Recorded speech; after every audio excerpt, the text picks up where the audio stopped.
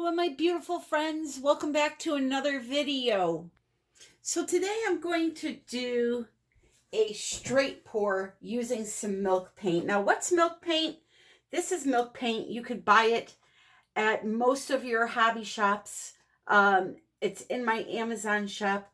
What this does is it gives almost like the cloud effect, where the satin enamels you would normally use for that technique makes those big boulder-like cloudy effects in your painting. Milk paint is very similar to that. So what I did was I mixed up a cup of white paint that has, I believe this is 16 ounces.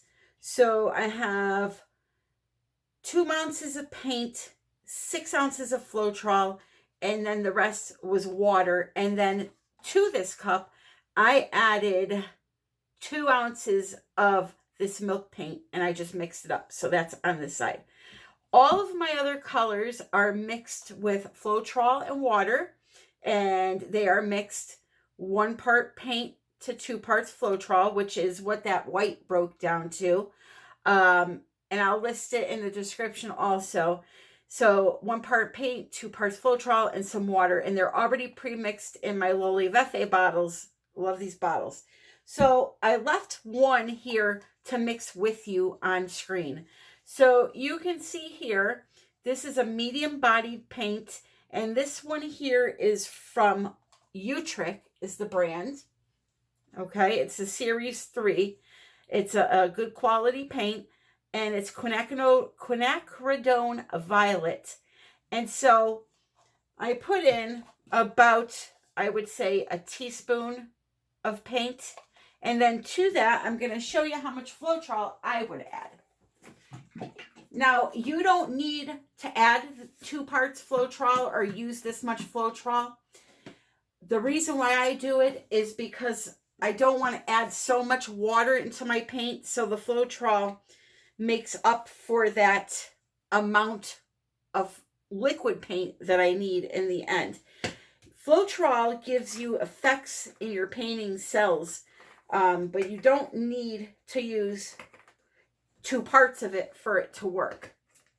So what I have here on my floetrol bottle, which I absolutely love, is a floetrol bottle cap, and they sell these on Amazon. I have it in my shop. It screws right onto your bottle, and it strains your floetrol right from your bottle into your cup. So, because floetrol is known to get like little clumps in it. So, this is really a handy thing.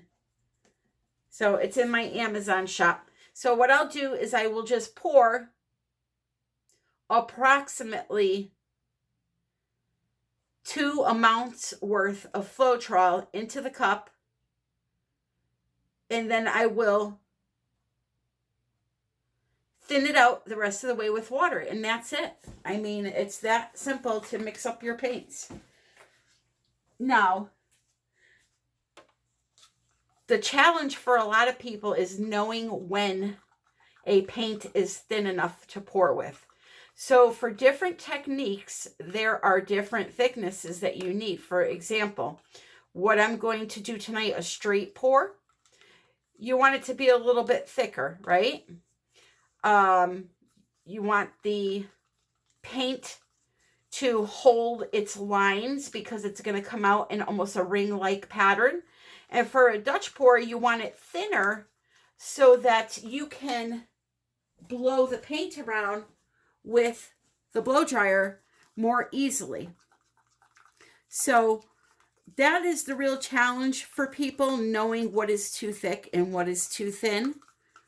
So I'm hoping by showing you this that it will help a little bit. So you'll see with a medium body paint, if you add all of your floetrol or pouring medium, no matter what you're using, in at once, it tends to clump. So I'm going to sit here. I'm going to pause you guys, get these clumps out, and then I'll come back when it's time to add the water.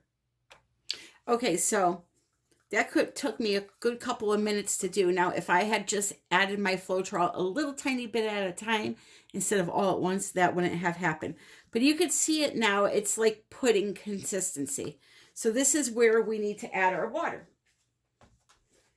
Always start with less because you can always add more. So I'm going to say that is approximately a teaspoon of water. And for this technique, you want it to be a little bit on the thicker side, if I dare say that. I'm going to show you the consistency you want because the white is a perfect consistency. So you see when you move the paint on the surface, it leaves a design, which is called trace, and then it automatically disappears. That's what you're looking for, okay?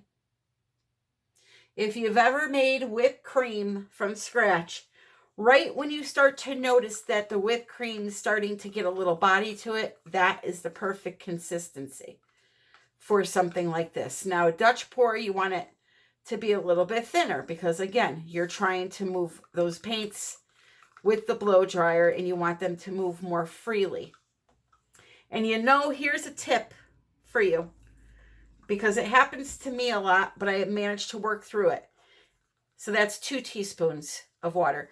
If you do your Dutch pour and you go to blow the colors with your blow dryer and they're splattering, your paint's too thick.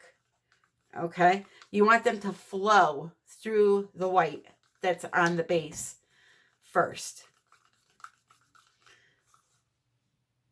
So I added 2 teaspoons of water. I'm going to go for 3.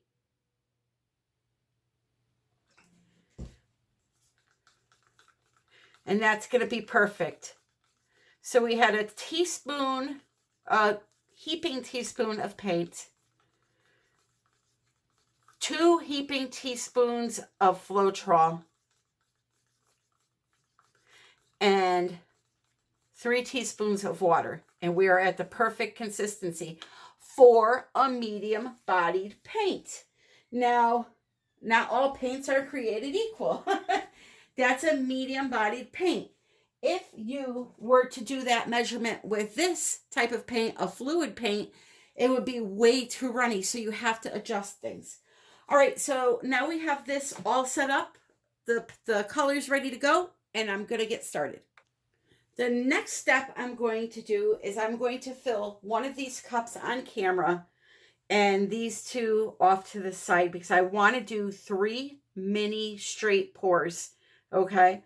So, I mean, you really don't need to see me fill up 3. I'm just going to show you how I'm layering one of them.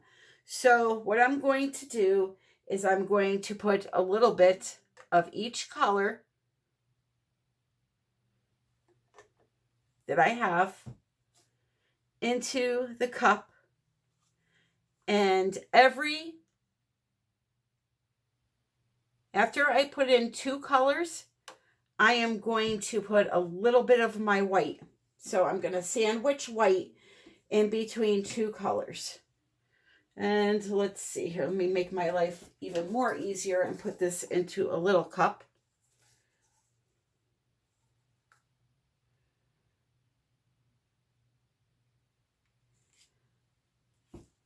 All right, so I have 2 colors. I'm going to put a little white. Not much, just a little. Then I'm going to continue on and do 2 more colors.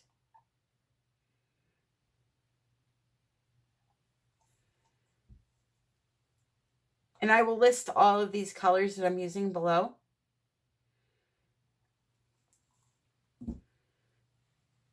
Then a little more white. And then what's going to happen is if my little mini measuring cup isn't full by the time I go through all the colors, I'm going to do another round on top of those. So I'll go back and repeat these same colors in the same pattern, same order.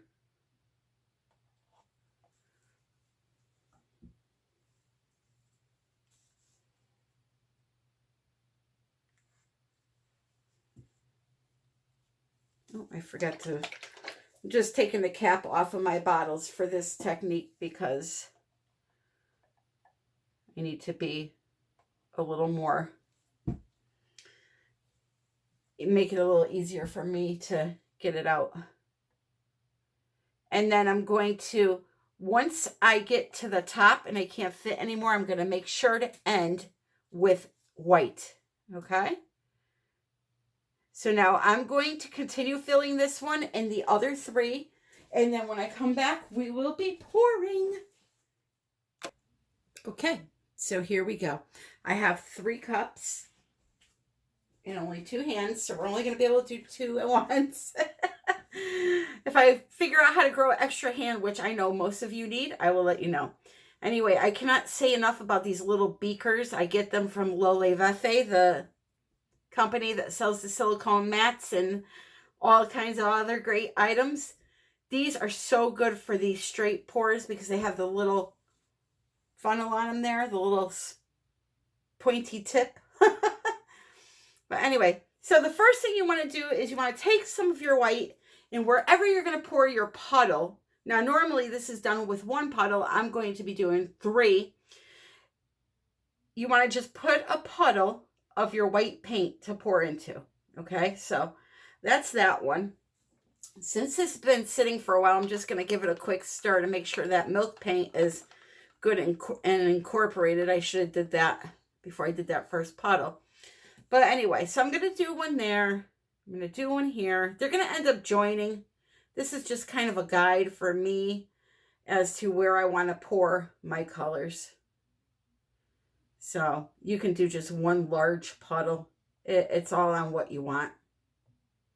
Okay. And because I'm worried that I have so many blues and only 1 violet color, I'm going to add a little bit. Well, first I'm going to torch this. And that's just one big blob now. So we might as well just join them, right? Here, we'll do that. We torch the bubbles quick. And because, like I said, I have so many blues, I'm worried that I'm going to lose this pretty violet. I'm just going to add a little violet first, which normally I don't do. I just pour right into the white, but why not? This is your art. Just because you see someone on YouTube, myself included, doing it one way, doesn't mean you have to do it that way. Make up your own rules and have some fun with it. All right, so I'm going to try to do my mini measuring cups first. And I'm going to pour right into 2 of those puddles.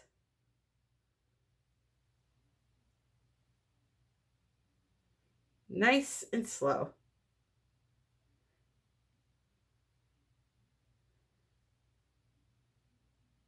I'm kind of moving the cups a little bit. And I'm going to get them over this way so that they can meet and marry.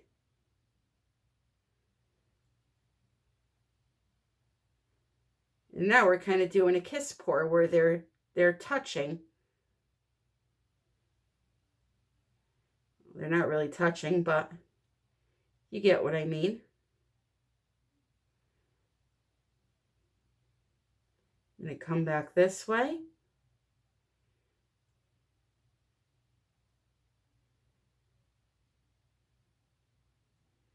And then go this way.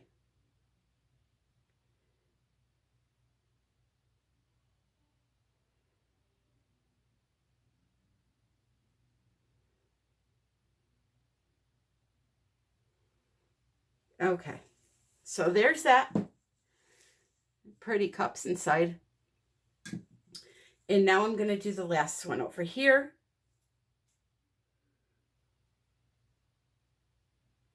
That was really full.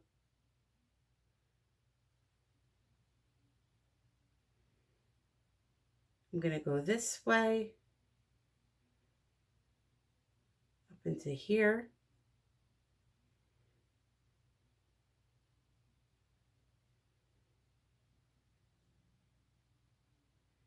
I'm kind of going to one side, so I gotta get my design over this way. I have so much canvas showing over here, and I'm gonna have to tilt all the way to the right or your left. So now I'm just moving. When you move the cup like this around, it makes a cool design. Again, it's your art. You don't have to stick right to the middle.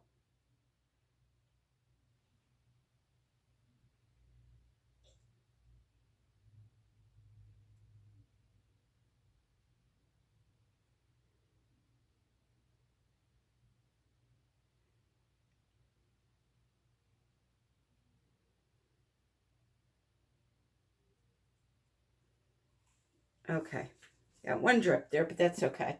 And I'm going to stop this from going off. It's about to go. So anyway, now what you want to do is you want to torch and you want to start tilting. So just take a good look at your design and figure out which way you want to go. So I'm going to go this way, obviously. And what I'm going to do is add a little more white around to help this move a little bit. Or what ends up happening is the design rolls over on itself and ruins the pattern. So we'll just give it a little bit to help it.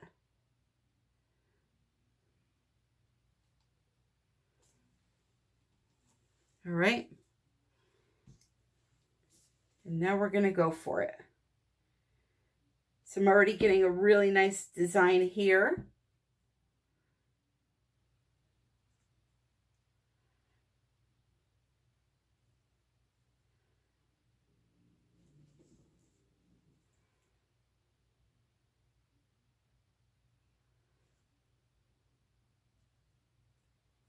I'm going to tilt quick and come back down.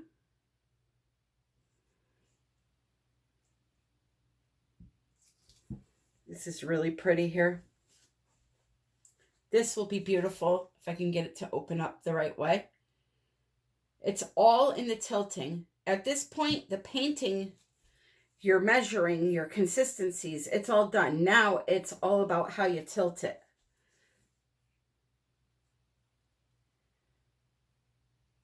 So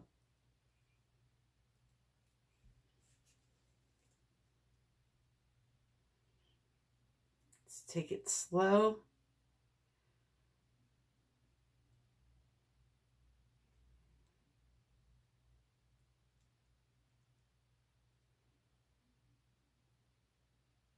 And I'm not going to lie to you, learning how to tilt and produce a piece of art out of it takes practice.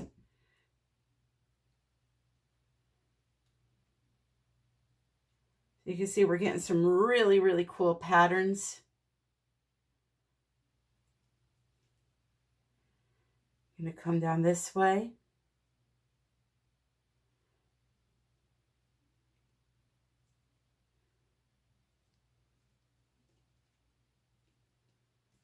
And then back up.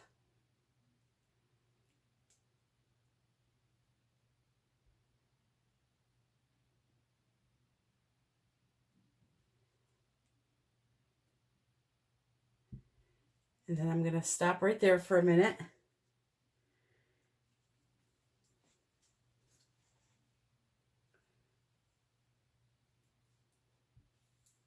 Just going to fix up the corners a little bit.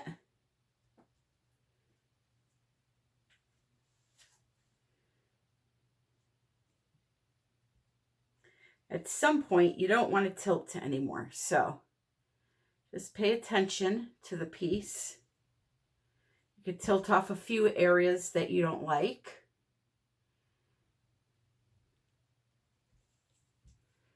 You're going to see these big rocks start to develop here. That is the milk paint working for you. Okay. So I'm going to leave that right there. We are done tilting this for sure. So I'm going to let that sit for a few minutes. I'm going to pause you guys. And when we come back, we'll see what we got out of this. But you can see just how they're developing. And I will give you a close-up because it's absolutely beautiful. I got to start calling my little room here the cave, because if I don't get these new lights up soon, I swear. All right, so let me pause you guys for a minute and we'll see how it changed. So here she is after about 10 minutes. Got a bunch of cells popping through. And I just love it overall. It's a lot of depth, and once I apply resin to this, it just will come to life in ways you just can't even imagine. So I hope you enjoyed this video. If you did, would you please click like and share it with some friends. If you haven't subscribed to my channel, please do. For all you resin lovers, I have a resin video coming out. I am going to start that. I'm still doing acrylics, but I'm going to be adding resin too for the resin lovers that want it. So we are going to work on one of those brand new acrylic geode forms. They're going to be a lot of fun. And check out all the links below. The Amazon shop is there for all your art supply needs, especially during this time. It doesn't cost you anything to use those links. It just tells Amazon that you went there through my channel, and I get a few cents off each order, which helps the channel. But anyway, that's not what this is about. This is about saying thank you, and until next time, my friends, happy pouring.